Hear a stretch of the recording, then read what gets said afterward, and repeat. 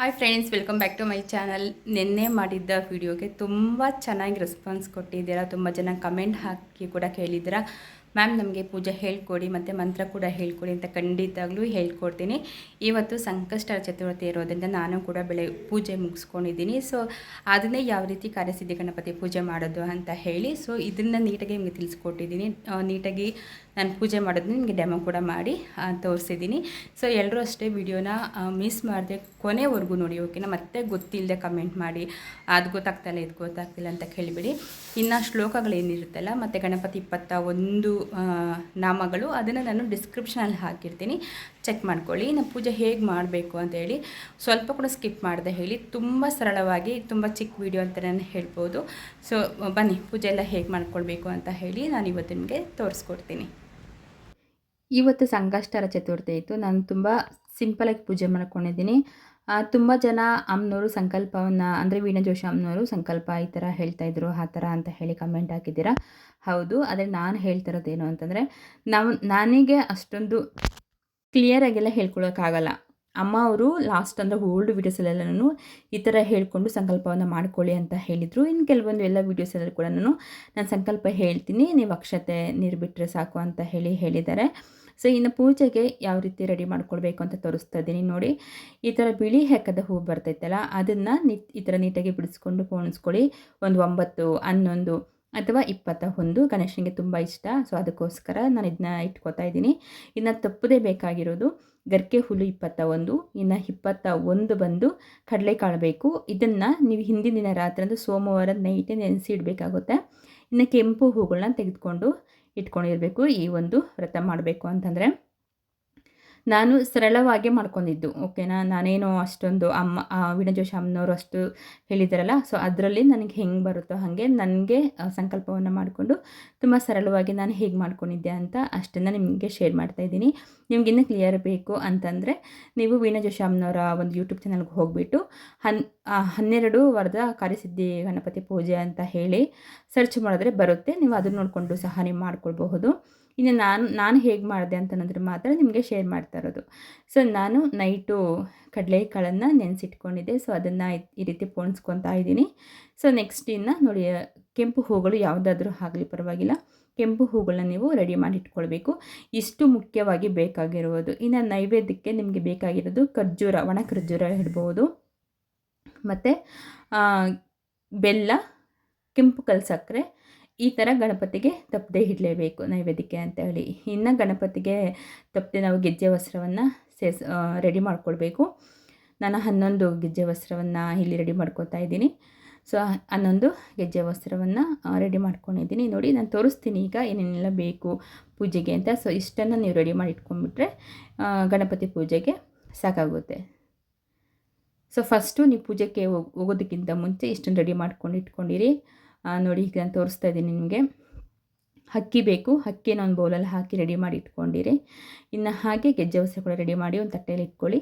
ಇನ್ನು ಮೊದಲೇ ಪೋಣಿಸಿಟ್ಕೊಂಡಿರೋ ಕಡಲೆ ಹಾರ, ಸ್ವಲ್ಪ ಎಕ್ಕದ ಹೂವಿನ ಹಾರ, 21 ಗರ್ಕೆ ಕೆಂಪು ಹೂಗಳು, ಮತ್ತು ಅಕ್ಷತೆ ಕಾಳು ನೈವೇದ್ಯಕ್ಕೆ ಅಂತ ಹೇಳಿ, ಖರ್ಜೂರ, ಬೆಲ್ಲ ಮತ್ತು ಬಾದಾಮಿ ಇಟ್ಕೊಂಡಿದ್ದೀನಿ, ಎಲೆ ಅಡಿಕೆ ಇಟ್ಕೊಂಡಿದ್ದೀನಿ, 2 ಬಾಳೆಹಣ್ಣು ನೀವು ಇಟ್ಕೊಳ್ಬೇಕು, ಮತ್ತು ಕರ್ಪೂರ. ಇಷ್ಟು ಇಟ್ಕೊಂಡು ನೀವು ಪೂಜೆಗೆ ರೆಡಿ ಮಾಡ್ಕೊಬೇಕು. ಸೊ ಇದನ್ನೆಲ್ಲ ರೆಡಿ ಮಾಡಿಕೊಂಡು ನೀವು ಪೂಜೆಗೆ ಹೋಗಿ ಕೂತ್ಕೊಳ್ಳಿ. ಮತ್ತು ಮಧ್ಯೆ ಎದ್ದೋಗೋದಕ್ಕೆ ಹೋಗಬೇಡಿ. ಯಾರಾದರೂ ಮನೇಲಿ ಹೆಲ್ಪ್ ಮಾಡೋರಿದ್ದರೆ ಏನಾದರೂ ಮಿಸ್ ಆಗಿದೆ ತೊಗೊಂಬಂದು ಕೊಟ್ಟರೆ ಪರವಾಗಿಲ್ಲ. ಸೊ ಅದಾದಮೇಲೆ ನೆಕ್ಸ್ಟ್ ಗಣಪತಿನ ಕೂರಿಸೋದಕ್ಕೆ ನಾವು ಈ ರೀತಿ ಒಂದು ತಟ್ಟೆ ರೆಡಿ ಮಾಡ್ಕೊಳ್ಬೇಕು. ನೀವು ಸಂಕಲ್ಪ ಹೇಗೆ ಮಾಡ್ಕೊಳ್ಬೇಕು ಅಂತಂದರೆ, ಇದು 12 ವಾರ ಇರೋದು. 12 ವಾರ ಗಣಪತಿ ಪೂಜೆ ಕರೆಕ್ಟಾಗಿ ನೀವು ಮಿಸ್ ಮಾಡದೆ ಮಾಡ್ಕೊಳ್ಬೇಕು, ಓಕೆನಾ. ನಿಮ್ಮ ಕೋರಿಕೆ ಆದರೂ ಕೂಡ ಇದನ್ನ ಮತ್ತೆ ಕಂಟಿನ್ಯೂ ಮಾಡಿಕೊಡಿ, ಪೂರ್ತಿಯಾಗಿ ಸಂಪೂರ್ಣವಾಗಿ ಮುಗಿಸಿ. ಇದಕ್ಕೆ ನಿಯಮಗಳು ಏನಂತಂದರೆ, ನೀವು ಮಂಗಳವಾರ ಅಥವಾ ಬುಧವಾರ ಮಾಡ್ಕೊಳ್ಬಹುದು. ನಾನು ಮಂಗಳವಾರನೇ ಮಾಡ್ಕೊಂಡಿದ್ದು ಗಣಪತಿ ಪೂಜೆನ, ಯಾಕಂದರೆ ಗಣಪತಿ ಪೂಜೆ ಮಂಗಳವಾರ ಮಾಡಿದ್ರೆ ತುಂಬ ಒಳ್ಳೆಯದು ಅಂತ. ಹಾಗಾಗಿ ನಾನು ಮಂಗಳವಾರ ಪೂಜೆಯನ್ನು ಮಾಡ್ಕೋತಾ ಇದ್ದೀನಿ. ಈ ರೀತಿ ಒಂದು ತಟ್ಟೆ ಇಟ್ಕೊಂಡು ತಟ್ಟೆಗೆ ಅಕ್ಕಿಯನ್ನು ಹಾಕಿ ಬೆರಳಿಂದ ಬಲಗಡೆಯಿಂದ ಸ್ವಸ್ತಿಕ್ ಬರಬೇಕು ನಮಗೆ. ಸೊ ಆ ಥರ ಬರೆದ್ಬಿಟ್ಟು ಕುಂಕುಮದಿಂದ ಈ ಥರ ಸ್ವಸ್ತಿಕ್ನ ನಾವು ರೆಡಿ ಮಾಡ್ಕೊಳ್ಬೇಕು. ಅದಾದಮೇಲೆ ಕೆಳಗಡೆ ಒಂದು ಪೀಠವನ್ನು ಫಸ್ಟ್ ರೆಡಿ ಮಾಡ್ಕೊಳ್ಬೇಕು. ಪೀಠಕ್ಕೆ ಒಂದು ಚಿಕ್ಕದಾಗಿ ರಂಗೋಲಿ ಹಾಕಿ ಅರಿಶಿನ ಕುಂಕುಮವನ್ನು ಇಟ್ಕೊಳ್ಬೇಕು. ಅದಾದಮೇಲೆ ತಟ್ಟೆಯನ್ನು ಇಟ್ಕೊಂಡು ಗಣಪತಿಯನ್ನು ಪ್ರತಿಷ್ಠಾಪನೆ ಮಾಡ್ಕೋಬೇಕು. ಇನ್ನು ಇದಕ್ಕೆ ನಿಯಮ ನಾನು ಆವಾಗಲೇ ಹೇಳ್ದಂಗೆ ಮಂಗಳವಾರ ಯಾವುದೇ ಕಾರಣಕ್ಕೂ ನಾನ್ ವೆಜ್ ಮನೇಲಿ ಮಾಡಲೂಬಾರ್ದು ಆ್ಯಂಡ್ ನೀವು ತಿನ್ನಲೂಬಾರ್ದು. ಇನ್ನು ಆವತ್ತು ಈಗ ನಾವು ನಾರ್ಮಲಾಗಿ ಪೂಜೆ ಮಾಡೋದಾದರೆ ದಾಂಪತ್ಯ ಇದ್ದರೂ ನಡೆಯುತ್ತೆ. ಬಟ್ ನಾವು ವ್ರತ ಅಂತ ಮಾಡಬೇಕಾದ್ರೆ ಸೊ ಆವತ್ತಿನ ದಿನ ಸೋಮವಾರ ಮಂಗಳವಾರ ಇವೆರಡು ದಿನ ನಾನ್ ವೆಜ್ಜು ಮತ್ತು ದಾಂಪತ್ಯ ಇರೋದನ್ನು ಅವಾಯ್ಡ್ ಮಾಡಿಕೊಂಡ್ರೆ ಒಳ್ಳೆಯದು. ಮಾಡಲೇಬೇಕು ಆವತ್ತು ಎರಡೂ ದಿವಸ ಕೂಡ ನೀವು ಇರಬಾರ್ದು. ಅಂದರೆ ವ್ರತ ಮಾಡೋ ಸಮಯಗಳಲ್ಲಿ ಹಿಂದಿನ ದಿನ 2 ದಿನ ಕೂಡ ನೀವು ಗ್ಯಾಪ್ ಇರಬೇಕಾಗುತ್ತೆ. ಸೊ ಈ ಥರ ಮಾಡಿಕೊಂಡು ಪೂಜೆಗೆ ನೀವು ರೆಡಿ ಮಾಡ್ಕೊಳ್ಳಿ. ಮತ್ತು ಇನ್ನೊಂದೇನು ಅಂತಂದರೆ ಯಾವುದೇ ಕಾರಣಕ್ಕೂ ನಾವು ಒಂದು ವ್ರತ ಸ್ಟಾರ್ಟ್ ಮಾಡ್ತಾ ಇದ್ದೀವಿ ಅಂತಂದರೆ 2ನೇ ವಾರ ಕೂಡ ಕಂಪ್ಲೀಟ್ ಆಗಬೇಕು. ಫಸ್ಟ್ ವಾರ ಮಾಡಿಬಿಟ್ಟು ಮತ್ತು 2ನೇ ವಾರ ನಮಗೇನಾದರೂ ಮಂತ್ಲಿ ಪ್ರಾಬ್ಲಮ್ ಇತ್ತು ಅಥವಾ ಬೇರೆ ಕಡೆ ನಾವು ಎಲ್ಲಾದರೂ ಊರಿಗೆ ಹೋಗ್ತಾ ಇದ್ದೀವಿ ಮಾಡೋದಕ್ಕೆ ಆಗಲಿಲ್ಲ ಅಂತಂದರೆ ಇದು 2ನೇ ವಾರಕ್ಕೆ ನೆಕ್ಸ್ಟ್ ನಾವು ಮಾಡೋದು ಅಂದರೆ ಇದು ಬರೋದಿಲ್ಲ. ಯಾಕೆಂತಂದರೆ 2ನೇ ವಾರ ಫಸ್ಟ್ ವಾರ ಮತ್ತು ಸೆಕೆಂಡ್ ವಾರ ಕಂಪ್ಲೀಟ್ ಆದಮೇಲೆ 3ನೇ ವಾರ ತಪ್ಪಿದ್ರೂ ಪರವಾಗಿಲ್ಲ ಮತ್ತು 4ನೇ ವಾರದಿಂದ ಮತ್ತೆ ಅದು ಕಂಟಿನ್ಯೂ ಆಗುತ್ತೆ. ಆದರೆ ನೀವೇನಾದರೂ 2ನೇ ವಾರನೇ ಸ್ಕಿಪ್ ಮಾಡಿಬಿಟ್ರಿ ನಮಗೆ ವ್ರತ ಮಾಡೋಕ್ಕಾಗಿಲ್ಲ ಅಂತಂದರೆ ಮತ್ತೆ ನೀವು ಫಸ್ಟಿಂದನೇ ಮಾಡಬೇಕು. ಆವಾಗಲೇ ಅದು ಲೆಕ್ಕ ಬರೋದು. 2ನೇ ವಾರ ತಪ್ಪಿತು ಅಂತಂದರೆ ಅದು ವ್ರತಕ್ಕೆ ಲೆಕ್ಕ ಆಗೋದಿಲ್ಲ. ಸೊ ಅದಕ್ಕೋಸ್ಕರ ನಮ್ಮ ಡೇಟ್ಸ್ ಎಲ್ಲ ನೋಡಿಕೊಂಡು ನೀವು ವ್ರತವನ್ನು ಸ್ಟಾರ್ಟ್ ಮಾಡಿ 2ನೇ ವಾರ ಯಾವುದೇ ರೀತಿ ಸ್ಕಿಪ್ ಆಗದೆ ಇರೋ ಥರ ನೀವು ಪೂಜೆಯನ್ನು ಮಾಡ್ಕೊಳ್ಬೇಕು. ಸೊ ಕಡಲೆ ಹಾರನೆಲ್ಲ ಹಾಕ್ಕೊಂಡು ಗಣಪತಿಗೆ ಅರಿಶಿನ ಕುಂಕುಮ ಎಲ್ಲ ಇಟ್ಕೊಂಡು ನಾನು ರೆಡಿ ಮಾಡ್ಕೊತಾ ಇದ್ದೀನಿ. ನಾನು ಮೊದಲೇ ಹೇಳಿದ್ದೀನಿ ನಾನು ಯಾವ ರೀತಿ ಸರಳವಾಗಿ ಮಾಡ್ಕೊಂಡಿದ್ದೀನಿ ಅಂತ ಹೇಳಿ. ನಾವು ಶ್ರದ್ಧೆ ಭಕ್ತಿ ಇದ್ದರೆ ಸಾಕು. ನಾವು ಇಷ್ಟೇ ಸರಳವಾಗಿ ಪೂಜೆ ಮಾಡಿದ್ರೂ ನಮ್ಮ ಕೋರಿಕೆ ಅದು ನ್ಯಾಯಬದ್ಧವಾಗಿದ್ದರೆ ನಮ್ಮ ಒಂದು ಭಕ್ತಿಗೆ ಖಂಡಿತ ಫಲ ಸಿಗುತ್ತೆ ಅಂತ ನನ್ನ ನಂಬಿಕೆ. ಯಾಕೆಂತಂದರೆ ನನಗೆ ಎಷ್ಟು ಗೊತ್ತಿದೆಯೋ ಅಮ್ಮವ್ರು ಹೇಳಿದ್ದನ್ನ ನನಗೆ ಎಷ್ಟಾಗುತ್ತೋ ಅಷ್ಟು ನಾನು ಪೂಜೆಯನ್ನು ಮಾಡ್ಕೊಂಡಿರೋದು. ಸೊ ಅದನ್ನೇ ನಾನು ನಿಮಗೆ ಶೇರ್ ಮಾಡ್ತಾ ಇರೋದು ಕೂಡ. ಮತ್ತು ಕೆಂಪು ಹೂಗಳನ್ನೆಲ್ಲ ಇಟ್ಕೊಂಡು ಮತ್ತು ಗರಿಕೆನೆಲ್ಲ ಇಟ್ಕೊಂಡು ಪೂಜೆಗೆ ರೆಡಿ ಮಾಡ್ಕೊಂಡಿದ್ದೀನಿ. ಇನ್ನು ತುಪ್ಪದ ದೀಪ, ಕೊಬ್ಬರಿ ಎಣ್ಣೆ ದೀಪನ ಹಚ್ಚೋದು. ಸೊ 2 ಗಣಪತಿ ಮುಂದೆ ಬೆಳ್ಳಿ ದೀಪಗಳನ್ನ ಇಟ್ಕೊಂಡು ದೀಪ ಹಚ್ಕೋತಾ ಇದ್ದೀನಿ. ಎಲೆ ಅಡಿಕೆ ಮತ್ತು ನೈವೇದ್ಯಕ್ಕೆ ಇಟ್ಕೊಂಡಿದ್ದೀನಿ. ಇನ್ನು ಬಾಳೆಹಣ್ಣು ಕೂಡ ನೀವು 2 ಬಾಳೆಹಣ್ಣು ಇಟ್ಟರೂ ಸಾಕಾಗುತ್ತೆ. ಸೊ ಬಾಳೆಹಣ್ಣು, ಬೆಲ್ಲ, ಖರ್ಜೂರ ಇದನ್ನು ಒಣ ಖರ್ಜೂರ ಇಟ್ಟರೆ ತುಂಬಾ ಒಳ್ಳೆಯದು. ಸೊ ಇದನ್ನೆಲ್ಲನೂ ನೈವೇದ್ಯಕ್ಕೆ ನೀವು ಇಟ್ಕೊಂಡು ರೆಡಿ ಮಾಡ್ಕೊಳ್ಬೇಕು. ಅದಾದಮೇಲೆ ಈಗ ನಿಮ್ಮ ಸಂಕಲ್ಪ ನಿಮ್ಮದು ಏನಿದೆ ಇರುತ್ತಲ್ಲ ಆ ಒಂದೇ ಒಂದು ಸಂಕಲ್ಪವನ್ನು ಹೇಳ್ಕೊಳ್ಳಿ. ನಿಮ್ದು ಏನು ಕೋರಿಕೆ ನೆರವೇರಬೇಕು. ಸೊ ಅದನ್ನು ಕೆಲಸ ಏನಾದರೂ ಸಿಗಬೇಕು ಅಂತಂದರೆ ಅಥವಾ ಯಾವುದಾದ್ರೂ ಕೆಲಸ ನಿಮ್ಗೆ ಆಗಬೇಕು ಅಂತಂದರೆ, ಮನೇಲಿ ಏನಾದರೂ ಪ್ರಾಬ್ಲಮ್ ಇತ್ತು ಅಂತಂದರೆ, ಸೊ ಈ ಥರ ಎಲ್ಲ ನಾನು ಮತ್ತು ಏನಾದರೂ ಸಂಬಂಧದಲ್ಲಿ ಕಿರಿಕಿರಿ ಆಗ್ತಾಯಿದೆ, ನಾವು ಚೆನ್ನಾಗಾಗಬೇಕು, ನಾವು ಚೆನ್ನಾಗಿರಬೇಕು, ಮತ್ತು ಏನಾದರೂ ಗೋಲ್ಡ್ ಇಟ್ಕೊಂಡಿದ್ರೆ ಅದನ್ನ ಬಿಡಿಸ್ಕೊಳ್ಬೇಕು ಅಂತಿದ್ರೆ ಅಥವಾ ಏನಾದರೂ ಗೋಲ್ಡ್ ತೊಗೊಳ್ಬೇಕಂತಿದ್ರೆ ಏನೇ ಇದ್ರೂ ನೀವು ಈ ರೀತಿ ನಿಮ್ಮ ಸಂಕಲ್ಪ ನ್ಯಾಯಬದ್ಧವಾಗಿರಬೇಕು. ಅದನ್ನು ಕೇಳಿಕೊಂಡು ಗಣಪತಿ ಹತ್ರ ನಾನು ಈ ರೀತಿ ಅಕ್ಷತೆ ಮತ್ತು ಹೂವನ್ನು ಹಾಕ್ತಾಯಿದ್ದೆ. ನಾನು ಮಾಡೋ ಪೂಜೆ ವಿಧಾನ ತೋರಿಸ್ತಾ ಇದ್ದೀನಿ. ಆಮೇಲೆ ಮತ್ತೆ ಕೆಲವೊಬ್ಬರು ಅಮ್ಮವ್ರು ಈ ಥರ ಹೇಳಿಲ್ಲ ಆ ಥರ ಹೇಳಿಲ್ಲ ಅಂತ ಮತ್ತೆ ನನಗೆ ಕಮೆಂಟ್ ಹಾಕಿ ಹೇಳೋದಕ್ಕೆ ಬರಬೇಡಿ. ಯಾಕೆ ಅಂತಂದರೆ ನನಗೆ ಗೊತ್ತಿರೋಂಗೆ ನಾನು ಹಸ್ತ ಮಾಡ್ಕೊಂಡು ನಾನು ಮಾಡಿರೋದು. ಆಲ್ರೆಡಿ ನನಗೆ ವ್ರತ ನಾನು ಇಷ್ಟು ಸರಳವಾಗಿ ಮಾಡಿದ್ರು ನನಗೆ ಫಲ ಸಿಕ್ಕಿದೆ. ಸೊ ಅದಕ್ಕೋಸ್ಕರ ಶೇರ್ ಮಾಡ್ತಾ ಇದ್ದೀನಿ. ಈ ರೀತಿ ಸಂಕಲ್ಪವನ್ನು ಮಾಡಿಕೊಂಡು ಗಣಪತಿಗೆ ಪೂಜೆ ಮಾಡಿ ಮತ್ತು ಧೂಪ ಎಲ್ಲ ತೋರಿಸಿ ಗಣಪತಿಗೆ ಕೈ ಮುಗಿದ್ಬಿಟ್ಟು 21 ಕಾರ್ಯಸಿದ್ಧಿ ಗಣಪತಿ ನಾಮಗಳು ಮತ್ತು ಒಂದು ಮಂತ್ರ ಇದೆ, ಶ್ಲೋಕ, ಅದನ್ನು ನಾನು ಡಿಸ್ಕ್ರಿಪ್ಷನಲ್ಲಿ ಹಾಕಿದ್ದೀನಿ.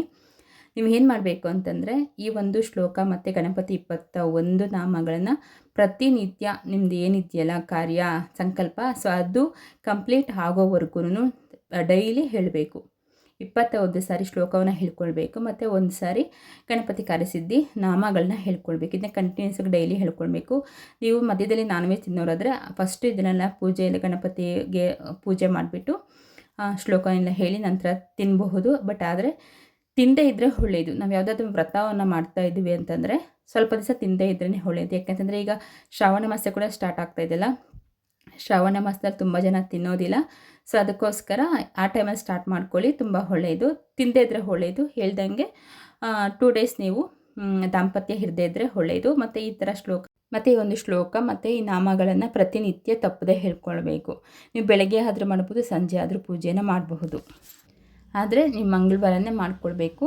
ಸೊ ಇಷ್ಟೇ ನಿಯಮಗಳು. ಇಷ್ಟು ಸರಳವಾಗಿ ನೀವು ಗಣಪತಿಗೆ ವಾರಕ್ಕೊಂದು ಸರಿ ಪೂಜೆ ಮಾಡಿಕೊಂಡ್ರೆ ಸಾಕಾಗುತ್ತೆ. ಸೊ ಇಷ್ಟು ಸರಳವಾಗಿ ನೀವು ಮಾಡಿಕೊಂಡ್ರಿ ಅಂತ ಸಂಕಲ್ಪ ಖಂಡಿತ ನೆರವೇರುತ್ತೆ. ಅದನ್ನು ನೆನ್ಪಿಟ್ಕೊಳ್ಳಿ. ನೀವು ವ್ರತ ಮಾಡ್ತಾ ಇದ್ದೀರೋ ಪೂಜೆ ಎಲ್ಲ, ಸೊ ಈ ಒಂದು ನಿಯಮಗಳನ್ನ ಪಾಲಿಸೋದು ತುಂಬ ಒಳ್ಳೆಯದು. ತಲೆ ಸ್ನಾನವನ್ನು ಮಾಡಿ ನೀವು ಪೂಜೆಯನ್ನು ಮಾಡ್ಕೊಳ್ಬೇಕು. ಆ ದಿನ ಮಾತ್ರ ಕಮೆಂಟ್ ಹಾಕಿ ಕೇಳಿದ್ದೀರಾ, ಸೊ ಅದಕ್ಕೋಸ್ಕರ ನಾನು ಪದೇ ಹೇಳ್ತಾ ಇದ್ದೀನಿ. ಸೊ ದಾಂಪತ್ಯ ಇರಲೇಬಾರ್ದು. ಸೊ ಸೋಮವಾರ ಮತ್ತು ಮಂಗಳವಾರ ಅವೆರಡು ದಿನ ಅವಾಯ್ಡ್ ಮಾಡೋದು ಒಳ್ಳೆಯದು. ಇನ್ನು ನಾನ್ ವೆಜ್ ಅಷ್ಟೇ ಮಾಡೋದಕ್ಕೆ ಹೋಗಬೇಡಿ. ಸೊ ಇದಿಷ್ಟು ಈ ಒಂದು ಪೂಜೆಯ ನಿಯಮಗಳು.